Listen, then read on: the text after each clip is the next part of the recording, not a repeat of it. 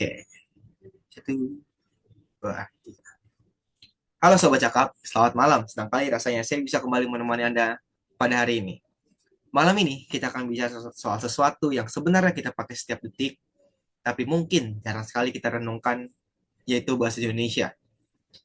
Kalau kita perhatikan, di era media sosial sekarang, muncul istilah seperti slebeo, healing, FOMO, sampai tren pencampuran bahasa nih ala anak jaksel.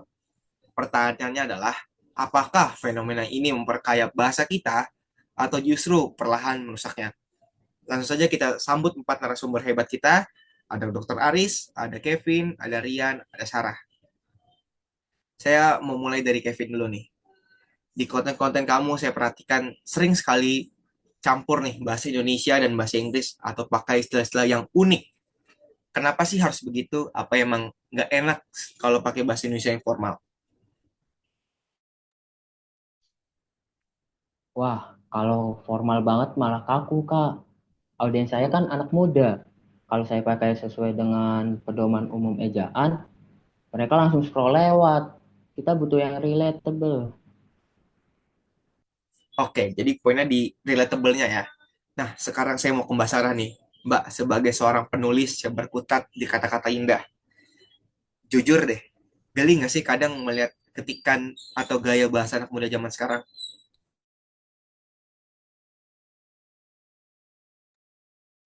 Ya baik, sebelum saya menjawab, mohon maaf terlebih dahulu ya, karena di tempat saya agak sedikit hujan. Sebelumnya, apakah suara saya terdengar dengan jelas? Dengar, Mbak. Oke, aku jawab ya. Sebenarnya bukan geli sih, lebih ke khawatir ada batas antara kreativitas dan hilangnya struktur. Takutnya anak muda kita tuh nanti malah nggak bisa membedakan mana bahasa untuk nongkrong dan mana bahasa yang digunakan untuk dunia kerja. Seperti itu. Oke, oke, oke. Nah, kita sekarang ke Dokter Aris nih. Kalau kita bedah nih dok secara linguistik, apakah fenomena bahasa Jaksel ini sebenarnya ancaman nyata bagi eksistensi bahasa Indonesia kita ke depan atau bagaimana nih dok? Bahasa itu dinamis, ia bernapas, tapi ada yang namanya logika bahasa. Masalah muncul ketika pencampuran bahasa atau yang disebut kode mixing. Ini merusak struktur berpikir. Misalnya, subjek di mana, predikat di mana, jadi tidak jelas karena dicampur-campur secara acak.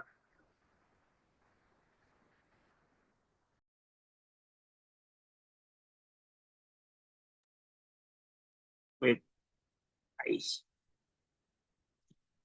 Tapi menurut saya dokter Aris, kalau kita lihat secara data, bahasa campur-campur ini justru yang membuat interaksi di media sosial Indonesia paling aktif di dunia. Orang merasa lebih bebas berekspresi secara teknologi. Ini yang disebut digital slang. Oke, oke, tunggu dulu, tunggu dulu. Ini menjadi seru nih. Saya mau ke Mas Rian dulu deh. Menurut Mas Rian nih, apakah kebebasan bahasa ini bikin kualitas literasi kita menurun atau makin menaik nih Mas Rian? Mungkin tidak menurunkan secara literasi umum ya, tapi lebih mengubah secara bentuknya. Anak muda sekarang lebih cepat menangkap informasi secara pendek, meski bahasanya itu tidak baku.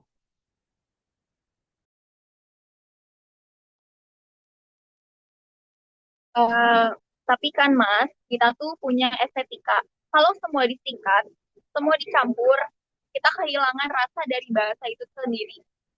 Bahasa Indonesia itu punya rasa yang sangat dalam, yang tidak bisa digantikan oleh istilah literally atau basically. Tapi Mbak Sarah, buat kami di lapangan, kalau pakai bahasa yang terlalu indah, itu dibilangnya cringe atau geli gitu. Jadi kita mending pakai bahasa yang santai. Di satu sisi ada soal rasa dan estetika, seperti kata Mbak Sarah. Tapi di sisi lain ada tuntutan biar nggak dibilang cringe ya, Vin ya. Eh, saya kembali lagi ke Mas Rian. Mas Rian, saya mau tanya nih soal tanggung jawab. Apakah platform seperti TikTok atau Instagram punya andil menjaga bahasa? Atau mereka memang didesain untuk sesuatu yang serba instan tanpa peduli aturan? Baik, kalau diomongin secara platform ya, platform itu netral. Mereka hanya menyediakan wadah, tapi algoritma memang mendukung konten yang singkat dan padat.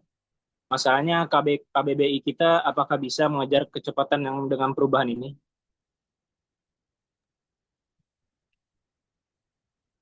Baik, Mas Rian. Badan bahasa sekarang sangat proaktif. Kata-kata seperti unduh, unggah, daring, itu perjuangan kita masuk ke digital. Sekarang, bahkan istilah mager atau pansos sudah masuk ke KBBI sebagai bahasa cakapan. Tidak anti kritik terhadap perubahan. Kami sedang mencoba menjembatani antara aturan dan kenyataan. Tapi saya mau ke Mbak Sarah lagi. Tapi Mbak Sarah, bagaimana dengan dunia pendidikan nih? Apakah guru-guru bisa memaklumi atau kalau tiba-tiba murid-murid yang nulis tugas pakai bahasa slang yang digital seperti itu? Nah, ini poinnya ya. Saya sering kasih pelatihan menulis, banyak banyak anak sekolah yang udah nggak tahu bedanya di sebagai awalan dan di sebagai kata depan. Itu dasar.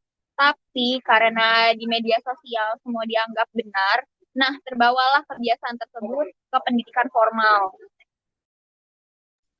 Oke, memang mungkin beberapa anak-anak muda tuh masih kurang tahu gitu ya, di sebagai awalan dan di sebagai kata depan. Kevin, saya mau kasih skenario nih. Kalau suatu saat kamu harus kerja di korporasi besar atau jadi pembicara nih di forum internasional, kamu pede nggak sih pakai bahasa Indonesia yang benar-benar baku tanpa ada literal-literalnya sedikit pun? Jujur Kak, itu challenge sih. Kadang saya mikir, "Kak, aduh salah Cok, salah salah. Ulang-ulang. Jujur Kak, itu challenge sih. Kadang saya merasa kaku lidah kalau harus pakai bahasa yang formal banget gitu. Tapi saya sadar di titik tertentu bahasa formal itu sangat berpengaruh atau power. Nah, betul Kevin. Bahasa adalah strata sosial. Orang yang bisa menempatkan bahasa dengan tepat, kapan harus gaul, kapan harus baku, adalah orang yang paling berkuasa secara intelektual. Itu yang dinamakan cerdas berbahasa. Oke, point taken. Jadi memang ada masanya kita harus pakai power dari bahasa formal itu sendiri ya. Nah, kalau dari sisi industri iklan bagaimana nih Mas Rian? Bukannya sekarang perusahaan malah sengaja pakai bahasa gaul ya biar laku. Jadi menurut saya itu sih seperti strategi pemasaran ya. Tapi kalau iklan layanan masyarakat dan pemerintah juga pakai bahasa yang menurut saya terlalu alay, kewibawaannya bisa hilang. Jadi tetap harus ada batasan. Oke, baik. Nah, sekarang kita masuk ke sesi yang paling ditunggu nih. Saya udah ada nih beberapa pertanyaan dari Sobat Cakap di studio maupun di media sosial. Kita mulai pertanyaan dari Basarah nih. Ini ada pertanyaan unik nih. Gimana caranya baca buku itu terasa keren, sekeren scrolling TikTok? Gimana tuh Mbak tipnya? Nah, kalau dari aku sendiri, itu tuh bisa dimulai dari bacaan yang ringan, tapi bahasanya bagus. Jangan langsung baca buku berat. Kadang penulis sekarang juga tuh harus pintar membungkus bahasa yang benar dengan cerita yang relevan buat mereka. Oke, oke. Berarti gimana caranya kita memilah-milah bacaan saja ya? Saya ada pertanyaan nih, ada untuk Dokter Aris. Apakah ada dok kemungkinan di kedepannya bahasa Indonesia bisa hilang dan diganti oleh bahasa Inggris? Mungkin 20 tahun, 30 tahun, atau bahkan 50 tahun lagi nih. Waduh nih, cukup mengkhawatirkan ya kalau memang terjadi ke depannya. Bagaimana menurut dokter? Nah, kalau menurut saya, selama kita masih merasa bangga memiliki identitas sebagai bangsa Indonesia, bahasa itu tidak akan hilang. Tapi ia akan sakit jika pemiliknya sendiri malu menggunakannya. Begitu, Mas. Oke, berarti memang kita harus memiliki rasa bangga ya sebagai identitas bahasa Indonesia itu sendiri. Dan terakhir nih, untuk Kevin nih, sebagai representasi anak muda di sini nih, apa pesan buat teman-teman di luar sana yang mungkin masih malu-malu nih pakai bahasa Indonesia yang baik dan benar?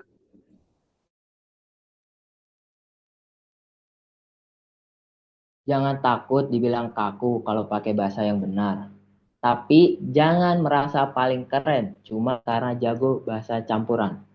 Karena itu, kalau kita tahu aturan tapi tetap bisa asik.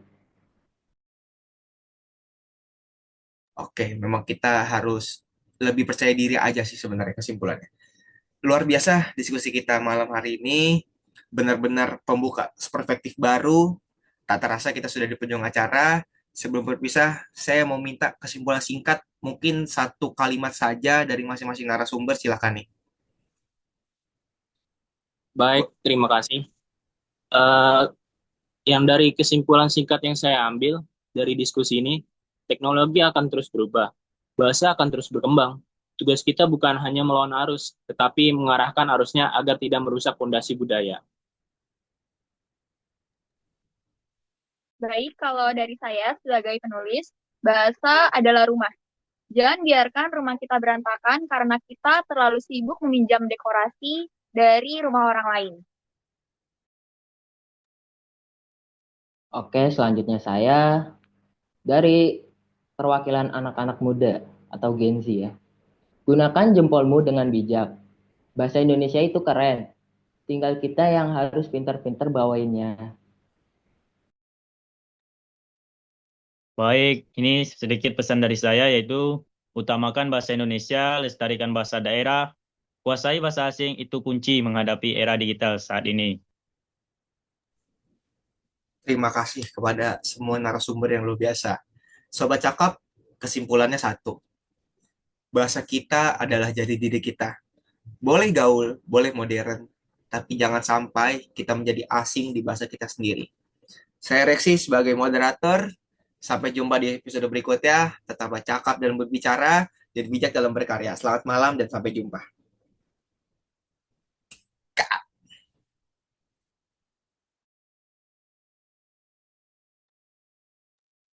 Sebenarnya gue udah ngerjain tugas sendiri, guys. Tapi nggak apa, gue tetap ikut bantu kalian.